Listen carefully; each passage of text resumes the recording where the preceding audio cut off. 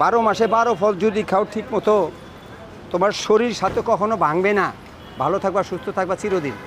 ইংরেজের আগে তো 1200 বছর চালাইছে মোগল, হ্যাঁ, তাহলে মোগলের কাছে ইংরেজ কিছু না। আর বাঙালি ওইখান থেকে পাড়াই আইছে মোগল সাম্রাজ্য, তা বাঙালি তার চেয়ে তো পোক্ত ইনশাল্লাহ। ওই ফলমূল বিদেশিরা কি কইলো, খনার বচন পড়েন নাই? খনার বচন, তা খনা কি বলছে শোনেন না, এখানে কিছু কারণ আছে। এখানে এত কিছু আমি এত অল্প সময়ে আপনার ডেফিনেশন দিতে গেলে 3 রাত 3 দিন লাগবে আমার, কথা বুঝছেন? এত কিছু কইতে পারুম না। এখন যেমন খনা কি বলছে, খনারে দিয়ে আমি উদাহরণ দেখাই। খনা ছিল একটা মহিলা, অনেক জ্ঞানী ব্যক্তি, জ্ঞানী মহিলা। এখন খনা বলছে 12 মাসে 12 ফল যদি খাও ঠিক মতো তোমার শরীর সাথে কখনো ভাঙবে না, ভালো থাকবা, সুস্থ থাকবা চিরদিন, বাঁচবাও বেশি দিন।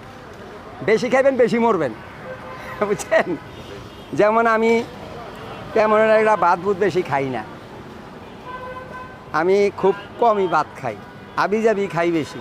সকাল থেকে 12টা ফল খাইছি, এই কলা, এই লেবুর শরবত, এই তাল, এই ওইটা টুকটাক খাই দিয়ে থাকি। এগুলা খাইলে আর ভাত বুত খাইতে লাগে না।